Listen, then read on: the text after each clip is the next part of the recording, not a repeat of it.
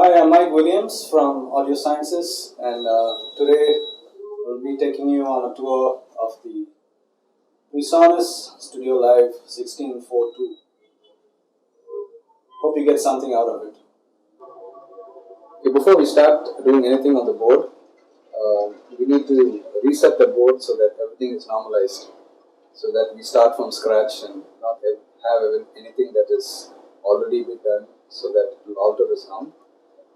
This is the scene button here. You go to the scene button, and then there's a preset called zero out, which means board reset. And then we recall that setting, and everything on the board is zeroed. So after that, we can start working because everything is like totally from scratch.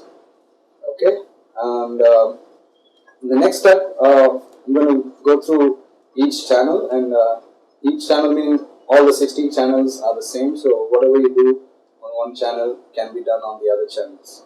So the first thing is select. You press select. You go through that particular channel's menu. You have first you have the gain control, which adjusts your input signal so that it doesn't overload or it's not too less. Overloads kind of bring you a lot of peaks and you won't be able to get a final mix which is good, and too less will also give you too much of noise in the mix. So you have to have an optimum level where you select the channel, and you can either press the PFL to get a level coming in so that it kind of comes and coincides with the 0 dB input level. Something less than that is always good. Don't go towards 0 dB because during a performance people try to play more and get very excited, and generally the volume increases. So try to keep it somewhere below 0. The first control on that channel is the high pass filter.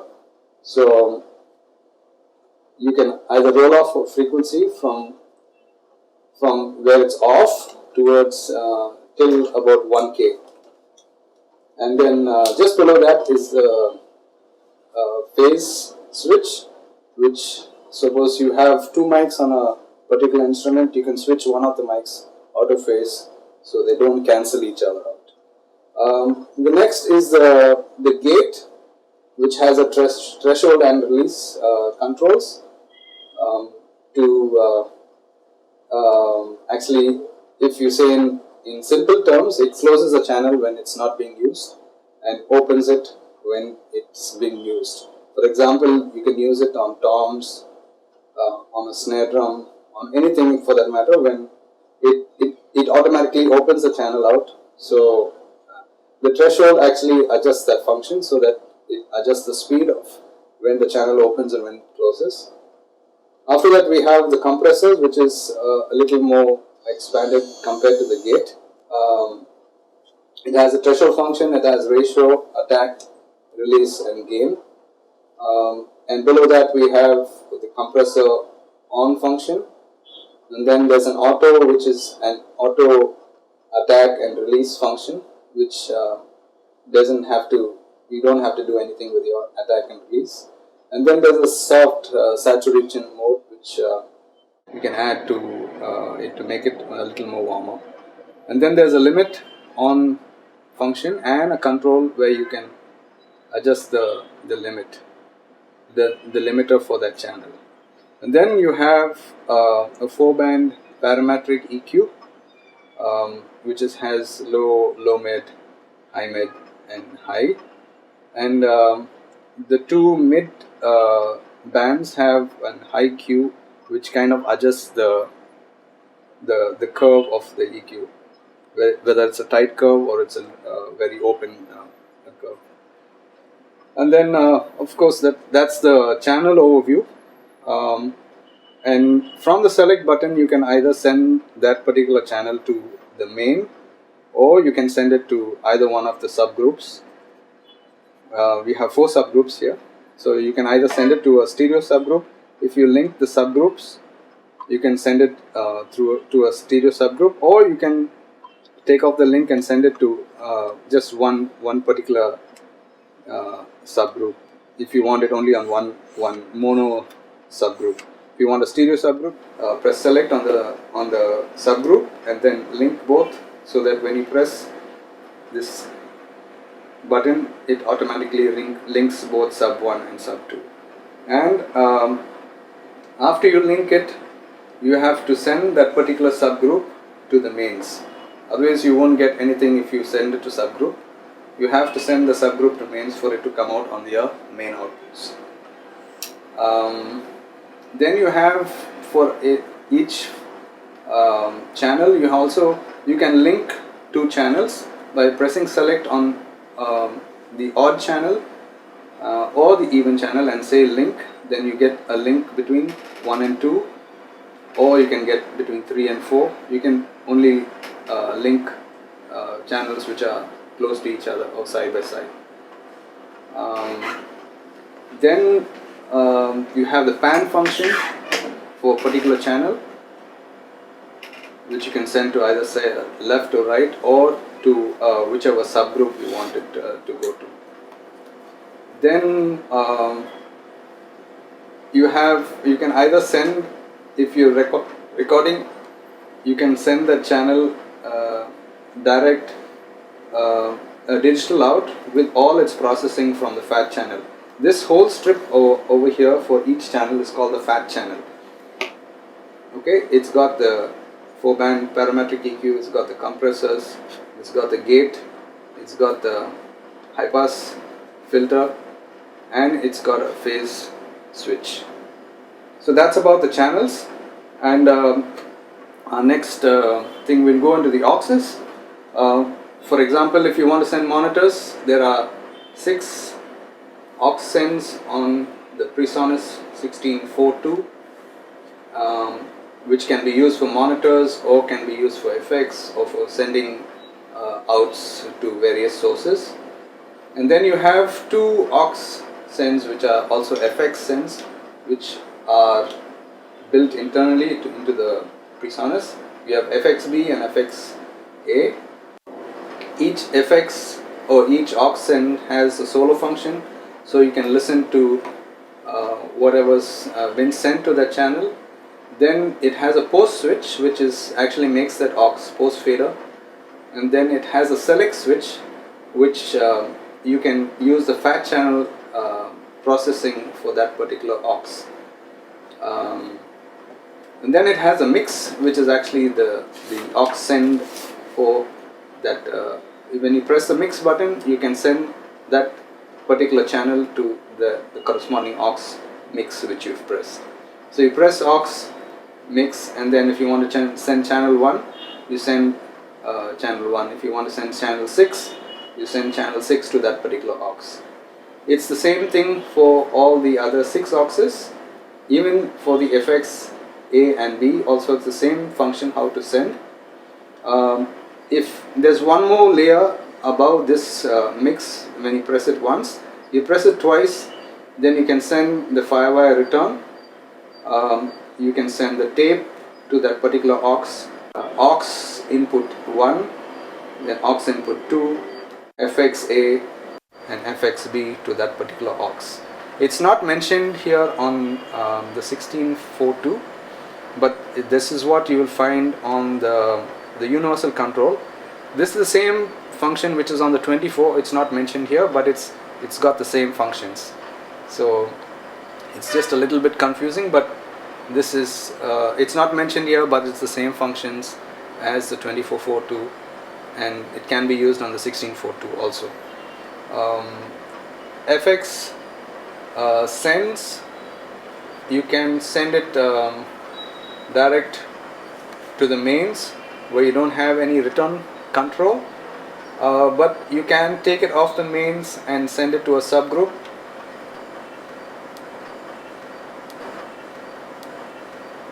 So you have your returns coming into a subgroup, and you can mute, and depends on how much returns you want, you can send to that. The same with the other FXB also you can send. This is the FX button, so you press FX on the menu here it takes you to the FX page. You use the page down or the page up menu to go into the FX menu, and then you have on FXA, the default is ambience, but you can change it to whatever, either sending a reverb or a delay, or if you want two reverbs, you can send one reverb to A and one reverb to B. So I'm selecting a warm hall here because it sounds nice, and you press recall to recall the warm hall into FXA. So when you press this mix on FXA and you open a channel on that, you're sending the warm hall reverb to that particular channel. It's always post fader, so when you open the fader, your FX comes through.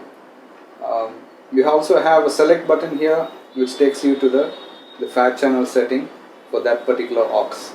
Same for all the other auxes. Then for FXA, we've put in a warm hall. We go into FXB and maybe put in a stereo delay, and then press recall. You get stereo delay on FXB. You press mix and you can select which channel you want FXB to go to, which is a delay. You have a tap tempo, and then there are various other times like time 1, time 2, feedback, feedback 2. So for left right, the left right spread is also there, so you can increase the spread for the FX. Like I said, the FX is a default sent to the main, but since there's no return control, you have to use this knob for the amount of master effects you want. But you can take it off the main and send it to a subgroup. So you have control over the effects on subgroup. Don't forget to send it to main. The subgroup has to be sent to main, otherwise you won't hear any effects. That's about effects. You can also store your effects into the effects memory. Any location, but any particular effects you like can be stored as a preset, so it can be recalled easily. Okay, we have, apart from these 16 channels over here, we also have 2 aux inputs which can be used for various different uses. For example, you can return any external effects, or you can patch in a CD player or an MD player or a tape deck or any source that you want to bring back apart from the channels. This is a stereo aux input A, aux input B. Can be brought back via extra preamps for extra channels also. We also do have a tape return which can be put on, and also you have a firewire return which can be played back from a laptop via firewire, which is controlled from the universal control panel. Then we have the PFL function here, which has a Q function also, and a solo in place function. It can be used to monitor each individual channel, the levels, and also the solo in place where it's placed in the pan, in the stereo image. Then we have the monitor section over here for phones and for monitors, studio monitors. The sources are the tape or the solo or the mains input or the firewire returns. Then we also have the metering, which has input, which shows you the meters for the particular channels, the input metering. We also have output metering after the fader, which shows you what the levels are from a particular fader. Then we have the gain reduction meters, for example the gate and the compressor and limiter metering, which shows you the gain reduction for that particular channel, or in channels in general. It shows you on these meters. Then we also have the aux metering, which shows you the individual aux master meters, what levels are you using. And then we have the locate fader, which I will show you in a minute how you locate each particular fader. Then we have the talkback section, which you can select which aux you want to talk back to, either aux 1 and 2, 3 and 4, 5 and 6, and also you can talk back to the mains. This is the talk button. You press the talk button, press whichever aux you want to talk to, you can talk back. The mic input at the back, which is the same mic preamps used on the 16 channels, X-Max preamps of Presonus. Okay. Then we also have the scene recall thing, which you can either reset the board to 0, or you can recall a particular scene which you've already stored, so that if you're doing a band which you've been doing regularly, you can recall the settings and just go from there. So we're going to do that right now, and you press scene, select the particular scene memory you want to recall, and press recall. You get all these meters showing you. So it instead of having motorized faders, Presonus has come up with this kind of thing, where when you bring up the fader and it stops at 0, that's where your fader has been set when you saved. For example, yeah, you bring it up, and when it reaches the 0 point where there's no up or down things, that's where it's set. So we have to just bring up all the faders manually. There's no motorized faders on this board.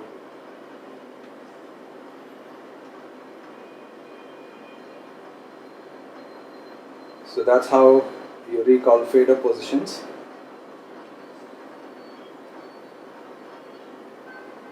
So that's done. Your mix is done, and you can go from there.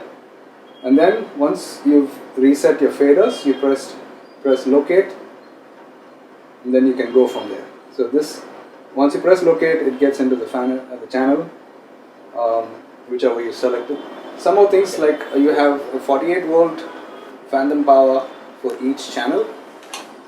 You can turn it on whether you want to use a phantom powered mic like a condenser mic, or a DI box which needs phantom power. These buttons over here are the Firewire returns from your Studio One recording software or any software that you use. It comes back as 16 channels, so each channel corresponds to each particular track from your Studio One or any software. You press this, you get it coming back here. There's one function I forgot to mention. It's the copy function. You select a channel which you want to copy to other channels and press copy, and you get all these lights blinking over here. Then you can select whichever channel you want to copy the settings to and press load, and you get all the same settings on that particular channel. For example, channel 1, then channel 3, channel 5, channel 7, channel 9 are copied from channel 1. So that's a copy function. You can do that for any channel you want, or if you want to copy to the auxes or the subgroups, you can still do that. For example, you hit copy, and this is the channel you want to copy to. You press that, and say load. You have the same settings over there. So you can copy to anything that you have a select. You can copy from one to the other. Very helpful if you want to do fast, same kind of selections to another channel. Okay, we're going to be looking at the connections on the mixer, which are at the back of the mixer. We have the mic preamps, we have the line inputs, and we have the insert in and out. Then we have the aux sends out 1 to 6. We have the subgroup outs 1 to 4. Then we have the aux inputs, which is aux A and aux B stereo inputs. Then we also have the control room outs for which are used in the studio or for monitoring. We have the tape inputs which can be used for connecting CD player, an iPod or an MD player. We can also take a tape out for recording to a micro SD card or a small recorder. We also do have the main outs on TRS jacks, and we have the main XLR outs from the mixer which has an output level, and also we have the talkback input and the mono out of the mains. We do have also an SPDIF out, a digital out, which can be sent directly to the recorder, and also the Firewire ports which send and receive Firewire. It sends to a recorder and the recorder sends it back. It can be played back from the Firewire buttons out here corresponding to a channel. We also have the power input, the power switch, and the fuse, the back.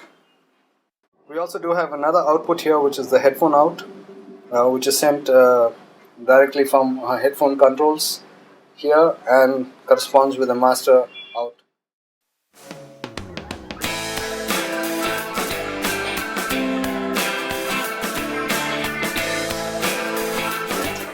Thanks for listening, and hope you get something out of this small presentation we did for you, and start using the Presonus studiolive 1642. Thanks again. This is Mike Williams.